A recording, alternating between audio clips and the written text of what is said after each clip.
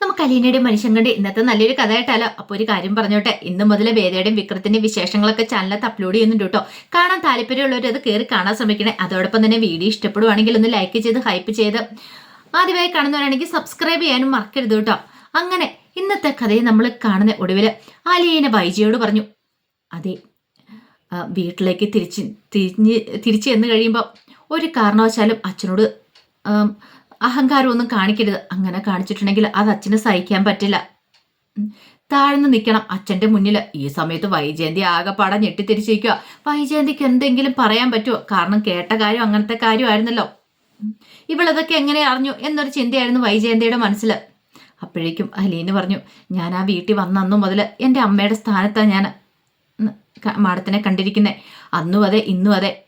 ഇനിയിപ്പം ഞാൻ പോകുന്ന സമയത്തും അങ്ങനെ തന്നെയായിരിക്കും. ഞാൻ അന്നൊന്ന് സ്നേഹിച്ചിട്ട് മാത്രമേ ഉള്ളൂ. അതുകൊണ്ട് ഞാൻ ഇറങ്ങുക കേട്ടോ. എന്നോട് ദേഷ്യമൊന്നും തോന്നരുതെന്ന് പറഞ്ഞു. ഞാൻ എൻ്റെ അമ്മയായിട്ട് കണ്ടു തന്നെ ഇറങ്ങണമെന്ന് പറഞ്ഞു. വൈജു ഒന്നും പറഞ്ഞില്ല, അതിന് മറുപടി ഒന്നും പറഞ്ഞില്ല. അങ്ങനെ പോകാൻ തിരിഞ്ഞിട്ട് അലീന ഒന്നുകൂടെ പറഞ്ഞു, അതെ ഞാൻ ഇറങ്ങുക കേട്ടോ എന്ന് പറഞ്ഞു. വൈജയുടെ കണ്ണൊക്കെ നിറഞ്ഞു വരുന്നുണ്ടായിരുന്നു. വൈജി ഈ ലോകത്തല്ലെന്ന് തോന്നി. അങ്ങനെ അലീന ഇറങ്ങി നേരെ സൗദാമിനി മുത്തശ്ശിയുടെ മുറിയിലേക്ക് വന്നു. അപ്പോഴേക്കും മുത്തശ്ശി പറഞ്ഞു, ആ മോള് വന്നോ? എന്നോട് മനു പറഞ്ഞിട്ടുണ്ടായിരുന്നു മോള് വന്നിട്ടുണ്ട്, യാത്ര പറയാൻ വേണ്ടി വന്നാന്ന്. മുത്തശ്ശിക്ക് സുഖമാണോ? സുഖമാണോന്ന്? അതെ, മോൾ എന്നെ നോക്കിയതുപോലെ ആരെങ്കിലും എന്നെ നോക്കുവോ? പിന്നെ എല്ലാവരും ഒരു കടമയ്ക്ക് വേണ്ടി ഓരോന്നൊക്കെ ചെയ്യുന്നു. സ്നേഹം കാണിക്കുന്ന അത്രമാത്രം. അങ്ങനെ സ്നേഹിക്കാൻ പറ്റുമോ മുത്തശ്ശി? പിന്നല്ലാതെ അങ്ങനെയൊക്കെ സ്നേഹിക്കാൻ പറ്റും. അത് മോൾക്ക് അറിയത്തില്ലാത്തോണ്ടാ. ഈ സമയത്ത് അലീന പറഞ്ഞു, എനിക്കങ്ങനെ സ്നേഹിക്കാൻ പറ്റില്ല. മോൾക്ക് അങ്ങനെ സ്നേഹിക്കാൻ പറ്റില്ല. അല്ല, വൈജയെ കണ്ട് യാത്ര പറഞ്ഞല്ലോ, അവൾ എന്തു പറഞ്ഞു? എന്ത് പറയാനായിട്ട്? അല്ല, മോളെ അനുഗ്രഹിച്ചോ? പിന്നെ പോയി നന്നായിട്ട് വരാൻ പറഞ്ഞു. അവള് വൈജ അങ്ങനെ പറയണല്ലേ? ഇത് ഞാൻ വിശ്വസിക്കണല്ലേ? ഈ ജന്മം ഞാൻ വിശ്വസിക്കില്ല. അവള് പറഞ്ഞാണ്, നീ ഒരിക്കലും നന്നാവത്തിലടി, മുടിഞ്ഞു പോകത്തുള്ളെന്ന്. അത് കേട്ടപ്പത്തേനും അലീനെ ചിരിച്ചു. ആ സമയത്ത് മുത്തശ്ശി പറഞ്ഞു, എൻ്റെ മോളെ എനിക്കറിയത്തില്ല, ശരിക്കും പറഞ്ഞാൽ നിന്നെ എനിക്ക് മനസ്സിലാവുന്ന പോലും ഇല്ലയെന്ന് പറഞ്ഞു. ആ സമയത്ത് അലീന പറഞ്ഞു, അത് മുത്തശ്ശി, ഞാൻ ആ വീട്ടിൽ വന്നതിന് ശേഷമാണ്, കടപ്പാട്ടി വീട്ടിൽ വന്നതിന് ശേഷമാണ് നല്ലൊരു ആഹാരം കഴിക്കുന്നത്, അതുപോലെ തന്നെ നല്ല ഡ്രസ്സൊക്കെ അണിയുന്നത്. എനിക്ക് ഒരിക്കലും മറക്കാൻ പറ്റാത്തൊരു ജീവിതമാണ് അവിടെയുള്ളവർ തന്നത്. പിന്നെ മറ്റുള്ളവരെല്ലാവരും സ്നേഹിക്കണം നമ്മൾ നിർബന്ധം പിടിച്ചിട്ട് കാര്യമില്ലല്ലോ. ഒരാൾ സ്നേഹിക്കാതിരിക്കുമ്പോൾ നമ്മളെ ബാക്കി 4 പേര് സ്നേഹിക്കുന്നുണ്ടല്ലോ. അതോടെ കേട്ടുകഴിഞ്ഞപ്പോൾ മുത്തശ്ശി പൊട്ടിക്കരയാണ്. എന്നോട് ക്ഷമിക്കണം മോളെ എന്നും പറഞ്ഞുകൊണ്ട്. എന്തിനാ എന്നോട് ക്ഷമ ചോദിക്കുന്ന മുത്തശ്ശി? അതിൻ്റെ ആവശ്യമൊന്നുമില്ല. എന്നാലും എന്നോട് ക്ഷമ ചോദിക്കേണ്ട കാര്യമൊന്നുമില്ല.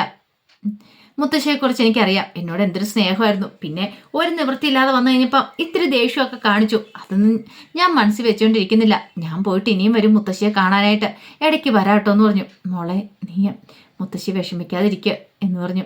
മുത്തശ്ശിയുടെ അനുഗ്രഹം മേടിക്കാനല്ലേ ഞാനിങ്ങോട്ട് വന്ന്, എന്നെ അനുഗ്രഹിക്കണമെന്ന് പറഞ്ഞു കഴിഞ്ഞപ്പോൾ മുത്തശ്ശി പറഞ്ഞു, എൻ്റെ എല്ലാ അനുഗ്രഹം എപ്പോഴും ഉണ്ടായിരിക്കും എന്ന് പറഞ്ഞുകൊണ്ട് അലീനെ ചേർത്ത് പിടിച്ച് അങ്ങനെ തലയെ കൈവച്ച് അനുഗ്രഹിക്കുവാണ്. അങ്ങനെ സൗദാമിനി മുത്തശ്ശിയോട് യാത്ര പറഞ്ഞ് ഹാളിലേക്ക് വരുമ്പോൾ അവിടെ ഗംഗാധരനും ശിവശങ്കരനും ഒക്കെ നിൽക്കുന്നുണ്ടായിരുന്നു.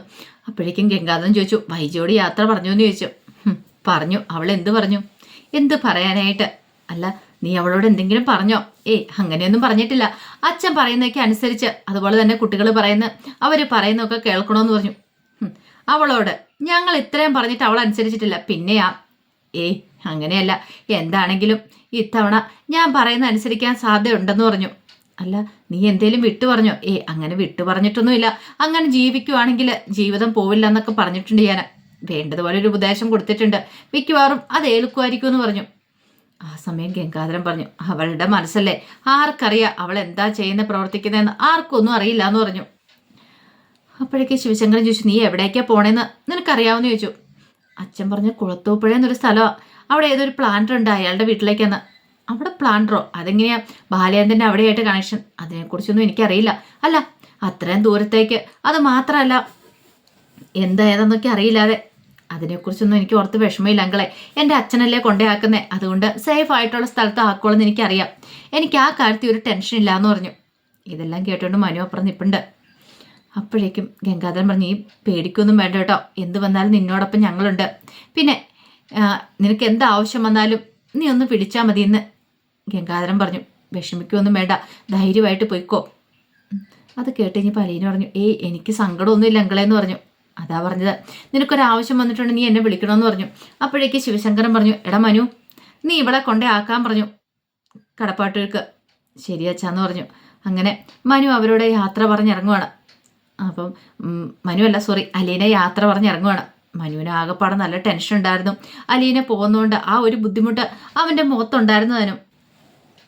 അങ്ങനെ ഒടുവിൽ അലീനയും കൊണ്ട് മനുശങ്കർ കടപ്പാട്ട് വീട്ടിലേക്ക് പോവുകയാണ്.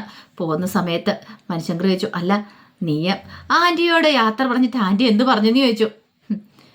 ഇത് കേട്ടപ്പോൾ അലീന പറഞ്ഞു, അതെ മനുവേട്ടന് അറിയാവുന്ന കാര്യമല്ലെന്ന് ചോദിച്ചു. എനിക്കറിയാം, ഇതിൻ്റെ വല്ല ആവശ്യം ഉണ്ടായിരുന്നോ? ആൻറ്റിയോട് യാത്ര പറയേണ്ട കാര്യമുണ്ടോ? പോത്തിൻ്റെ ചെവി വേദ പോതിട്ട് എന്ത് കാര്യം എന്ന് പറഞ്ഞ പോലെ ആൻറ്റിയുടെ സ്വഭാവം. ആൻറ്റിയോട് പോയി പറഞ്ഞിട്ട് ഒരു കാര്യമില്ല. നീ എങ്ങനെയെങ്കിലും ഒന്ന് പോയി കിട്ടിയാൽ മതി എന്ന് കണ്ണിൽ എണ്ണ ഒഴിച്ച് പ്രാർത്ഥിച്ചുകൊണ്ടിരിക്കുന്ന ആളോടാ നീ യാത്ര പറയാൻ പോയിരിക്കുന്നേ. ഇത് കേട്ട് കഴിഞ്ഞപ്പോൾ അലീന പറഞ്ഞു, അതൊക്കെ എനിക്കറിയാം, പക്ഷെ യാത്ര പറയാതെ പോകാൻ പറ്റില്ലല്ലോ മനുവേട്ട, എൻ്റെ അമ്മയല്ലേന്ന് ചോദിച്ചു. അല്ല നീ യാത്ര പറഞ്ഞിട്ട് നിന്നെ ചീത്തയൊന്നും പറഞ്ഞില്ലേ? പറഞ്ഞു, ആദ്യമൊക്കെ പറഞ്ഞു, പിന്നെയൊന്നും പറഞ്ഞില്ല. അങ്ങനെ വരാൻ വഴിയില്ലല്ലോ. അല്ല നീ എന്തേലും ഒരു ക്ലൂ ഇട്ട് കൊടുത്തോന്ന് ചോദിച്ചു. നീ പിന്നെ എന്താ പറഞ്ഞതെന്ന് ചോദിച്ചു. അത് പിന്നെ ഞാനൊരു കാര്യം പറഞ്ഞെന്ന് പറഞ്ഞു. എന്നോട് ഇങ്ങോട്ടേക്ക് പറഞ്ഞുള്ള മറുപടി ഞാൻ കൊടുത്തിട്ടാ പോന്നേന്ന് പറഞ്ഞു. അതെന്ത് മറുപടി? 22 വർഷക്കാലം ബാലേന്ദ്രനോടൊപ്പം ഞാൻ ജീവിച്ച, നീ എന്നെ കൂടുതൽ പഠിപ്പിക്കുമൊന്നും വേണ്ട, ബാലേന്ദ്രൻ്റെ സ്വഭാവം എനിക്കറിയാം, എങ്ങനെ ജീവിക്കണമെന്ന് എനിക്കറിയാമെന്നൊക്കെ പറഞ്ഞു. പക്ഷേ ഞാനപ്പോഴൊരു കാര്യം പറഞ്ഞു, 22 വർഷക്കാലം മുമ്പ് ഒരു ജീവിതം ജീവിച്ചിട്ടുണ്ടായിരുന്നല്ലോ ആഗ്രയിൽ ആണൊരുത്തൻ്റെ കൂടെ. അപ്പം അതുകൊണ്ട് കുറച്ച് നല്ല രീതിയിൽ അച്ഛൻ്റെ അടുത്ത് പെരുമാറുന്ന നല്ലത്, അല്ലെങ്കിൽ തലയ്ക്കടി കിട്ടുമെന്ന് പറഞ്ഞു. അച്ഛനും മക്കളും പറയുന്ന അനുസരിച്ച് ഇരിക്കുകയാണെങ്കിൽ കുഴപ്പമില്ല എന്ന് പറഞ്ഞു. അങ്ങനെ പറഞ്ഞു നീ? അതെ ഞാൻ അങ്ങനെ പറഞ്ഞു. എന്നാലും നീ അങ്ങനെ പറഞ്ഞ സ്ഥിതിക്ക് ഇത് കേട്ടിഞ്ഞപ്പത്തേനും അലീന പറഞ്ഞു, അത്രയെങ്കിലും പറയണ്ടേ മനുവേട്ടാ ഞാൻ. അല്ല അപ്പം ഇനി മിക്കവാറും ആൻറ്റി നിന്നെ വിളിക്കുമായിരിക്കും, ഫോൺ വിളിച്ച് ചോദിക്കുമായിരിക്കും, നീ എന്തിനടി എന്നോട് അങ്ങനെ പറഞ്ഞേ, നിന്നോട് ആര് പറഞ്ഞു, എങ്ങനെയാ എന്താന്നൊക്കെ. ഇത് കേട്ടത് അലീന പറഞ്ഞു, അങ്ങനെ ചോദിക്കുവാണെങ്കിൽ ഞാൻ പറയും, എനിക്ക് ഈ കാര്യങ്ങളൊക്കെ അറിയായിരുന്നു. നിങ്ങൾ നെയ്യാറ്റിൻകര വെച്ചോ ഒരു പെൺകുഞ്ഞിന് ജന്മം നൽകിയ കാര്യങ്ങളൊക്കെ എനിക്കറിയായിരുന്നു, അതൊക്കെ ഞാൻ അങ്ങോട്ട് വെളിപ്പെടുത്തുമെന്ന് പറഞ്ഞു. അത് കേട്ടുകഴിഞ്ഞപ്പം മനുഷ്യങ്കർ ഞെങ്കി, പിന്നെ അതൊക്കെ നിനക്ക് പറഞ്ഞിട്ട് പോന്നാൽ പോരായിരുന്നോ? അത് ശരിയാകത്തില്ല. അത് ഞാൻ പറഞ്ഞിട്ടുണ്ടെങ്കിൽ ചിലപ്പോൾ കടപ്പാട്ടൂർക്ക് തിരിച്ചു പോകത്തില്ല. കടപ്പാട്ടൂർക്ക് തിരികെ പോകണം. എന്നാലും അച്ഛൻ്റെ മുന്നിൽ ഒരു ഭയത്തോട് വീട് വേണം നിൽക്കാനായിട്ട്. ഒരു പക്ഷെ ഞാൻ ഈ കാര്യങ്ങളൊക്കെ അച്ഛനോട് പറഞ്ഞിട്ടുണ്ടോ, അച്ഛനറിയാവോ എന്നൊക്കെ ഒരു ടെൻഷൻ ഇനി ഞാൻ മനസ്സിൽ കാണും. അതെപ്പോഴും മനസ്സിൽ വേണം.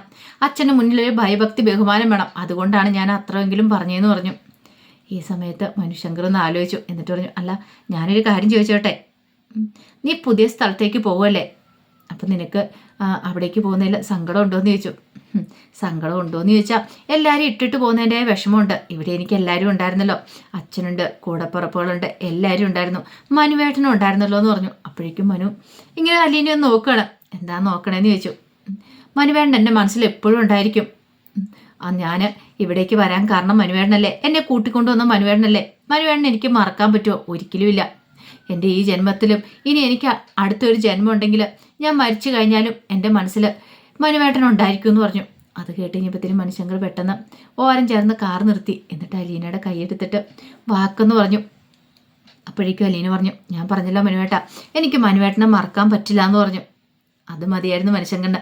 അല്ല മനുവേട്ടന് എന്തെങ്കിലും പേടിയുണ്ടോ, ഞാനിവിടുന്ന് പോയി കഴിഞ്ഞിട്ടുണ്ടെങ്കിൽ മനുവേട്ടനെ മറക്കുമെന്ന്? അങ്ങനെയുള്ള പേടിയും കാര്യങ്ങളൊന്നും എനിക്കില്ല. എനിക്കറിയാലോ നിന്നെ, ഞാൻ നിന്നെ മനസ്സിലാക്കിയിട്ടുണ്ട്. പിന്നെ നീ പോകുന്ന സ്ഥലത്തെക്കുറിച്ച് എനിക്കറിയാലോ, നീ സേഫ് ആയിട്ടുള്ള സ്ഥലത്തേക്ക് പോകുന്നതെന്ന് എനിക്കറിയാം. അതെങ്ങനെ മനുവേട്ടനറിയാം?